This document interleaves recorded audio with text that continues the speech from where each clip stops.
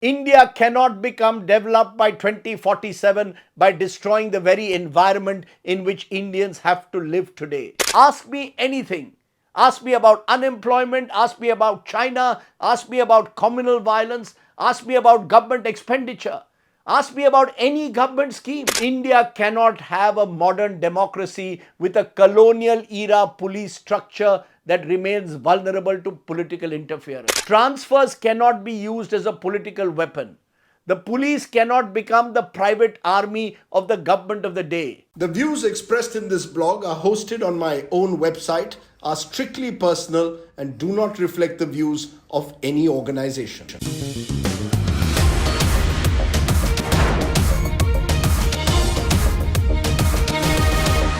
Namaskar, happy Independence Day. Hello and welcome friends to Straight Bat, my weekly video blog where, as the title suggests, I comment with a straight bat. Now today's straight bat comes with a difference. Since it is Independence Day weekend, India is celebrating the onset of 80 years of freedom. And I thought, instead of analyzing the Prime Minister's speech from the Red Fort as is always done, why not this time imagine the speech I, Rajdeep Sardesai, would make if just for a day I was the Prime Minister of India. So here goes. Namaskar bhaiyo aur behno, brothers and sisters, dosto aur deshvasiyo, friends. Vanakkam, namaskara, good morning. Today I stand before you not merely as your Pradhan Mantri, but as your Pradhan Sewak. I know you've heard that phrase before. But today, I want to be the Prime Minister who walks the talk. So let me begin with myself. Within 1 month, I have decided that all ministers, including me, myself, the Pradhan Sewak, will vacate our sprawling Lutyens' bungalows and move into smaller homes. I will personally cut down my carcade. I will cut down unnecessary foreign travel, skip all those award functions that I am invited for across the world. And I have issued one simple instruction to my party and all chief ministers. No more pictures of me, a Pradhan Sewak, on every government hoarding, billboard and advertisement of any government program. Enough of this personality cult politics, my friends. A democracy is not a one-man show. The Prime Minister is temporary. The Republic is permanent. And today, on this special day, I want to make another commitment to you, my fellow citizens. The government of India will not identify itself with any particular religion. I am a religious person, but my faith belongs to my home and my conscience. As Prime Minister, I have only one sacred text, the Samvidhan, the Constitution of India. No temple, mosque, church or gurdwara will receive henceforth any special political patronage. Every place of worship will be treated equally under the law. And there will be no digging up of an existing place of worship to see what existed in that very spot 400 or 500 years ago. Let's look ahead, my fellow citizens, not look back in anger or with vengeance. Let me also be very clear today, absolutely clear. The freedom to practice your religion in a multi-religious society does not give you the freedom to hate another Indian. The state will not decide anymore what you will eat, what you will wear, whom you will marry, or what language you speak. As long as you remain within the law, the state will stay out. The job of the state is not to police your private life. It is to protect your public rights under the Constitution. Any hate speech, therefore, that deliberately promotes violence and communal enmity will face swift and certain punishment, irrespective of who makes it and which community is targeted. No selective outrage, no selective justice, one law, one standard, one India. Let me turn now, my friends, to corruption, an issue which troubles us all and on which I came to power. I had said Bhrashtachar mitayenge.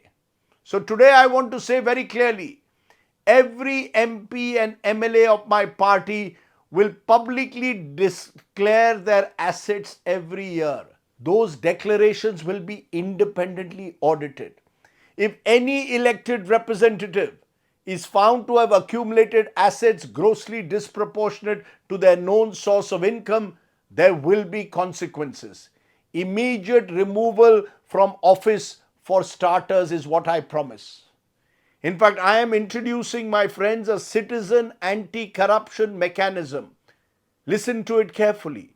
If you are asked for a bribe by any government official, you should be able to record it and report it easily to a portal that I am setting up. Prima facie cases will be investigated quickly and special courts will ensure time-bound adjudication. Because, my friends, na khaunga na khane dunga cannot remain a slogan. It has to become a way of life in this country. Also today on this Independence Day, I want to say something directly to Gen Z. I want to say I am sorry. We or I misread you badly. We underestimated the depth of your anger, your anxiety, your frustrations. We thought perhaps you could be reached through Instagram reels, social media posts, and hashtags. We got it wrong.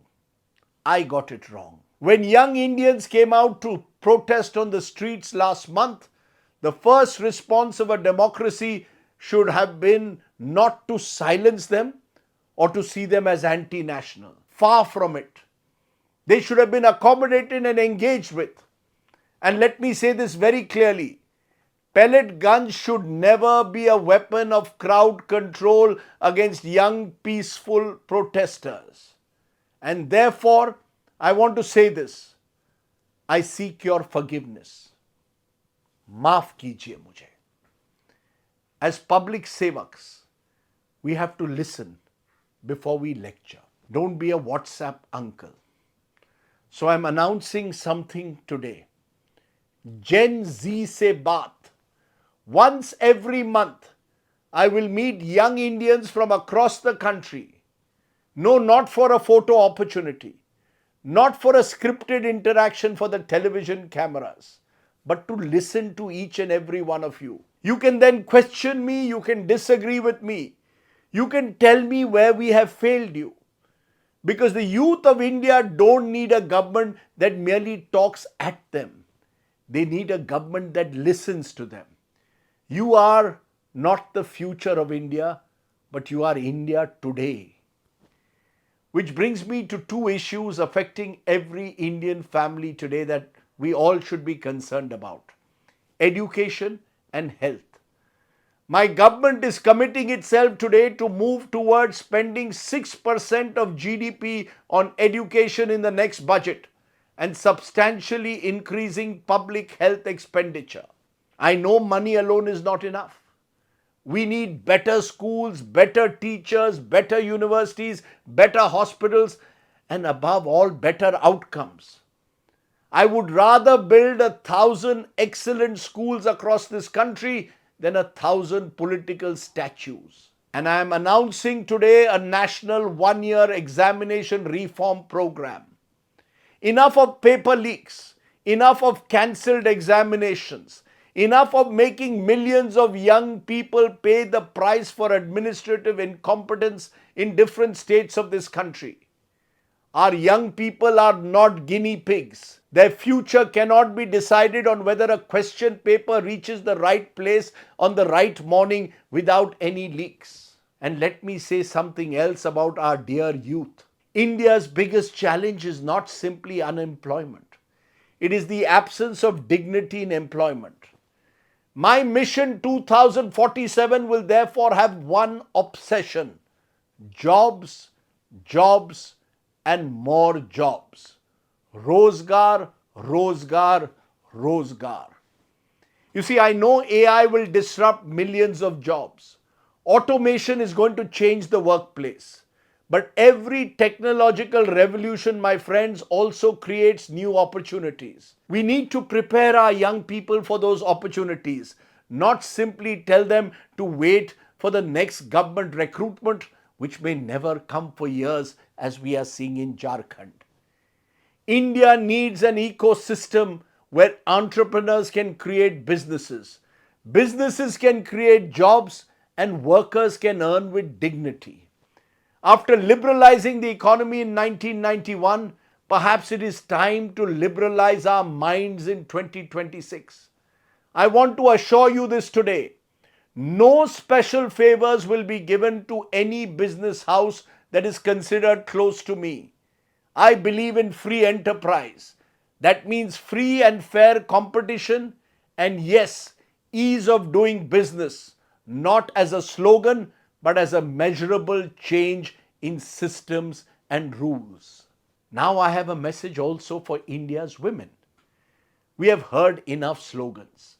Beti Bachao, Beti Padhao was a powerful slogan. But governments cannot be judged by slogans, they must be judged by outcomes. So I wish to make a big announcement that my party has decided to voluntarily commit to giving 50%, 50% of tickets to women in every election we will contest from now on. Yes, read my lips. 50% next time for women, for the Mahila.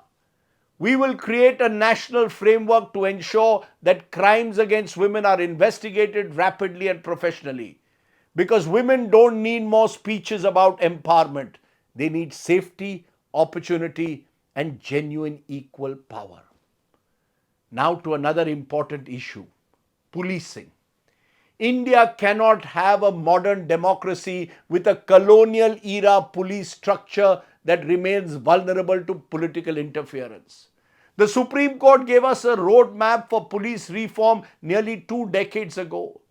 I will implement it. Transfers cannot be used as a political weapon. The police cannot become the private army of the government of the day. The police must serve the constitution, not the ruling party. And while I am talking today about institutions, let me talk about Parliament. Every Wednesday, I am making a vow today.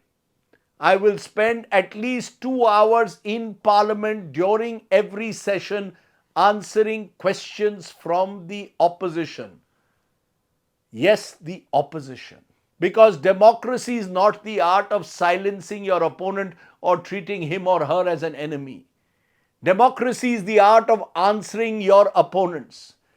Parliament cannot become a notice board where the government will put up legislation and the opposition simply watches it pass. And yes, I want to also give all my media friends something to cheer on Independence Day. I have decided I will hold a press conference every quarter. A real press conference, 2 hours. Ask me anything. Ask me about unemployment, ask me about China, ask me about communal violence, ask me about government expenditure, ask me about any government scheme. You can even ask me about Prime Minister Care Fund and where the money went and how it came in. And if I don't know the answer, I will tell you so. But I will not run away from questions. Because as Prime Minister, I believe we should be accountable enough to face all the questions you have for us. To my friends in the media, therefore, I say, don't be afraid of power. Your job is not to please us, the government. Your job is to question us. And yes, that questioning includes questioning me. Now to our judges. You should not have to worry that any inconvenient judgment today will cost you a government-appointed position tomorrow. I have decided to end this culture of post-retirement political patronage for judges. We need more judges. We need faster justice. We need judicial vacancies filled quickly. But above all, we need judicial independence. You are not my employees. You are the guardians of the Constitution, above all else. And that same message today goes to our civil servants. You, my friends, are the steel frame of India. So don't become the political punching bag of the government of the day, any government. If a minister asks you to do something illegal, you have every right to say no without fearing transfer or victimization. Let me turn now to the Election Commission. The Election Commission was once seen as one of India's great democratic institutions. I believe the system of appointing election commissioners needs greater independence and transparency. So I have decided to create a genuinely broad-based selection mechanism that will involve the government, the opposition, the judiciary, and independent members from civil society with recorded proceedings and publicly explained decisions. The referee cannot be seen as belonging to either team in a democracy. And let me turn to another of my key thrust areas for the future, the environment. India cannot become developed by 2047 by destroying the very environment in which Indians have to live today. Our forests, rivers, air and coastline are not obstacles to development. They are part of our national wealth, my friends. The National Green Tribunal will be strengthened. Environmental clearances will be transparent. Development will mean sustainable development. Because what is the point of becoming a $10 trillion economy, my friends, if our children cannot breathe clean air? Now let me come to perhaps the most important promise of all, federalism. There will be no double-engine discrimination under my government. A state ruled by my party is not more or less Indian than a state ruled by the opposition. There will be no selective release of funds, no misuse of investigating agencies to intimidate political opponents and opposition governments, no encouraging of defections simply because an elected government is seen inconvenient, no Sam-Dam politics anymore. And I will in fact bring an anti-defection reform that says something very simple. If you leave the party on whose ticket you are elected, you must seek a fresh mandate from the people. No exceptions, because elected representatives should not be allowed to change governments without changing their mandate. My fellow Indians, we have achieved much in the last 80 years. We have built institutions. We have survived war, famine, terrorism, political upheaval, and economic crises. We have sent spacecraft to the moon. We have built one of the world's largest digital economies. We have produced extraordinary scientists, entrepreneurs, artists, soldiers, and athletes. Let us celebrate all of that. But let us also remember, India was not built by one prime minister, one party, or one ideology. India is a relay race. Every generation receives the baton, runs its lap, and passes it on. That is why today I want to salute Jawaharlal Nehru, our first Prime Minister. I know some in my own party may ask, why are you quoting Nehru today? Because, my friends, I refuse to believe that patriotism means erasing the contribution of those who came before us. Nations are not built by constantly fighting the ghosts of the past. They are built by learning from the past. In his famous Tryst with Destiny speech in 1947, Nehruji spoke of the ambition to wipe every tear from every eye. He also said that so long as there are tears and suffering, our work will not be over. Those words, my friends, remain relevant as ever. My fellow Indians, our work is not over. We will not build a Viksit Bharat by dividing Indians into Hindus and Muslims, Brahmins and Dalits, North and South, rich and poor, ruling party and opposition. We will build it by giving every Indian a fair chance. Not an India where 1% of the population controls more than 40% of the national income. That can only happen when we build a fair chance, equal opportunity society. That's my goal. A fair chance to study, a fair chance to work, a fair chance to worship, a fair chance to speak out, a fair chance to disagree, a fair chance to live without fear, and perhaps most importantly, my friends, a fair chance to dream. That is the India I would want to lead. Not an India that's built around one leader, not an India built around one party, and certainly not an India built around one religion, but an India built around one great idea that the Republic belongs to each and every one of us. That is my vision, my fellow Indians, as your Pradhan Sewak. So on this 80th Independence Day, let us remember, Jai Hind is not a slogan reserved for those who agree with us. It belongs to each and every Indian. So let me say this proudly, Jai Hind, Jai Bharat, Jai Hindustan, Jai India. That was the straight bat. Do of course subscribe to my YouTube channel for many more such videos and let me know, do you see Rajdeep Sardesai as a future Prime Minister? Think about it. That was the straight bat. Bye for now. Happy Independence Day. Namaskar.